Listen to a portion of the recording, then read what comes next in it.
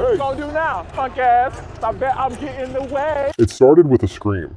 Not a dramatic monologue, not a slow zoom, just a full-grown man screaming in the middle of a Miami parking lot because his car was being towed by a woman named Bernice, who looked like she'd body slammed 3 people before breakfast. I could give a about the police.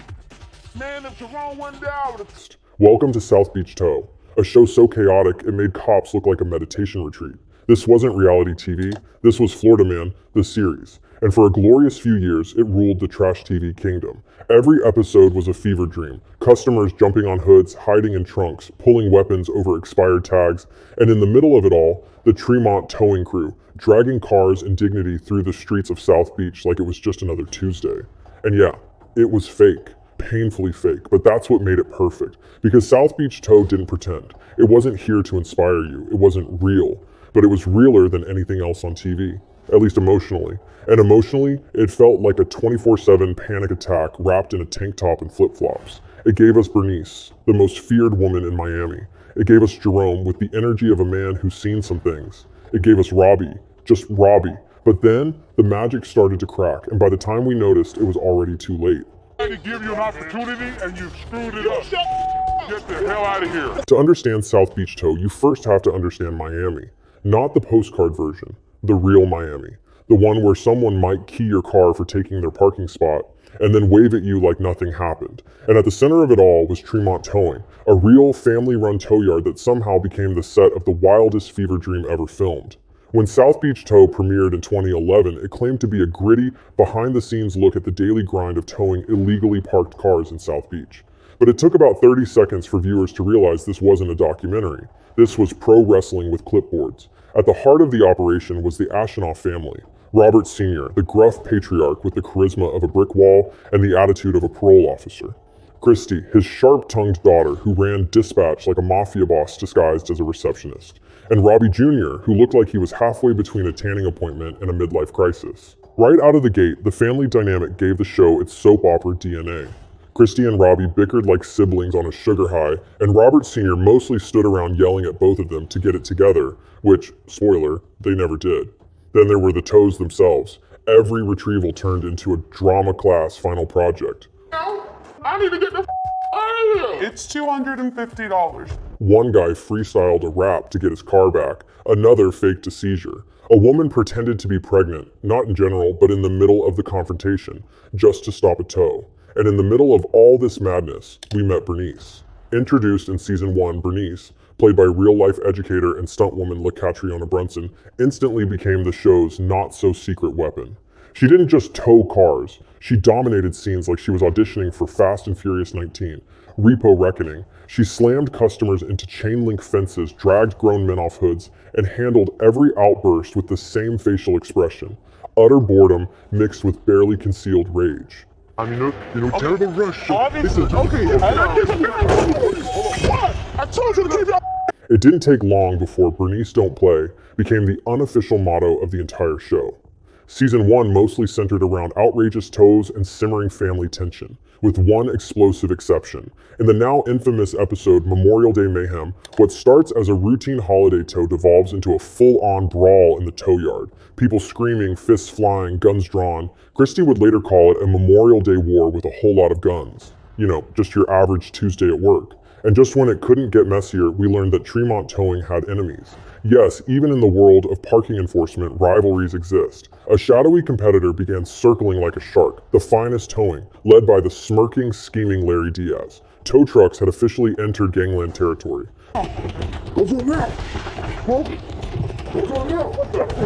the end of season 1, the writing was on the wall, and probably also on a few broken windshields. Tremont wasn't just dealing with angry customers. They were at war. With each other, with their rivals, with logic. But the best part? This barely scratches the surface of how much more ridiculous it was going to get.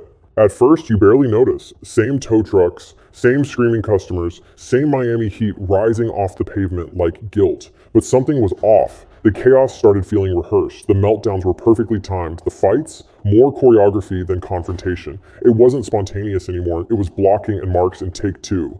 And then came the episode. Bernice gets kidnapped. Yes, kidnapped. Black van, masked men, full abduction. She breaks out minutes later, casually walks back to work like she just ran to CVS.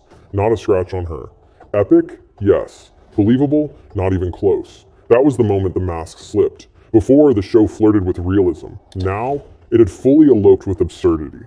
Then came the reveal behind the curtain. Jennifer Lopez was producing it. Yes, that J-Lo, her business partner, once got towed by Tremont and thought, you know what this needs? A TV deal. And just like that, Jenny from the block became Jenny from the lot. The writing followed suit, predictable beats, repeat catchphrases every episode. Someone parks illegally. They freak out like they just lost a limb. Bernice shuts it down with a one-liner and walks off like an action hero in orthopedic sneakers. Touch me. Do you You understand already me? touched I will me, hit man. some for a bitch like you any day. Even the customers felt like extras. Even the rage felt rehearsed. And even Bernice, unstoppable, unshakable Bernice, started phoning it in. Online, fans took notice. Comments turned skeptical. Memes turned sour. Reddit threads shifted from, did you see this, to wait, is this even trying anymore? And the real tragedy, it wasn't that it was fake. It was that it had stopped being fun. Because once you can predict the punchline, the chaos isn't chaos anymore. By the time Bernice launched herself off a parking garage and crashed through a car window like a Marvel stunt double, the plot hadn't just gone off the rails. It hijacked a train, drove it through a fireworks factory, and waved at the camera while doing it. Soldier Blink. Oh, Bernice. Oh, Kristen! Let's rewind to season 3. The show was peaking in chaos, in absurdity, and in meme potential. In the now legendary episode Bernice Goes Down, our queen of the tow yard gets knocked off a multi-level garage by a fleeing customer. She falls a full story down, a fall that would break most human beings. But this is Bernice we're talking about. She stands up, walks it off, and in her next move, punches through the car window from below and drags the driver out like she's the repo version of the Terminator. The internet would later crown this scene the greatest 2 minutes in television history. And you know what? Fair. But while Bernice was defying gravity, the rest of Tremont Towing was imploding from the inside. That season, Robbie Jr., forever tired of playing second fiddle to Christy, decides he's had enough. Together with longtime employee Gilbert Perez, he secretly forms a rogue towing company. What's going on here? what is that? What are you doing with all that cash? It's my rent money, bro. I gotta go pay the landlord. What's going on here? What's happening? Christy, she found out about everything. R&P Towing. Yes, behind his family's back, Robbie starts poaching jobs, using Tremont's trucks, and basically committing corporate betrayal with a side of entitlement. When Christy discovers the scheme in an episode called hilariously 50 Shades of Bernice, things go nuclear. Perez locks the Tremont team out of their own lot, hijacks the dispatch system, and declares himself in charge. It's not just a mutiny, it's a hostile takeover. For a moment, it looks like the family business is truly finished, but Christy plays the long game. In the season finale, Deuces Tremont, she cuts a devil's deal. Tremont and R&P merge into one company. The enemy is now a partner, and just like that, Tremont Towing is gone. Then comes season 4, and the show, having already defied realism, decides to defy logic. In the opening episode, Apocalypse Tow, the old Tremont office literally explodes. A freak gas leak, a careless cigarette, and boom. Christy, I don't do well with change. The set is gone. They don't just push the limits here, that they blow them to pieces and build a taco stand on the rubble. The crew relocates to the former headquarters of Goodfellas Towing, previously run by their old enemy Larry Diaz, and rebrands under a new name, South Beach Towing. Yes, it took until season 4 for the company name to match the show title. Poetic? No. Hilarious? Absolutely. Meanwhile, the chaos continues. Perez is now officially part of the company. Robbie still wants control. Christy holds it together with duct tape and death stares. And Bernice? She starts a taco truck with her mom. Bernice, your taco is delicious. Riva, because towing cars and body slamming men apparently wasn't enough of a workload. But just when you think things might settle down, the show throws in one last betrayal. The city threatens the new South Beach towing yard with a zoning change. Robbie, desperate to save the business, or at least his pride, makes a backdoor deal. He signs over 51% ownership to Perez. Just like that, the man who hijacked Tremont now legally owns it. And Christy? She finds out after it's done. The series finale, fittingly titled Checkmate, ends with Christy's stunned face as she realizes she's just been outmaneuvered by her own brother and the guy who tried to destroy her. Fade to black. No resolution, no justice, just betrayal, backstabbing, and a final reminder that in this world, even family will repo your legacy if it means they get to drive the truck.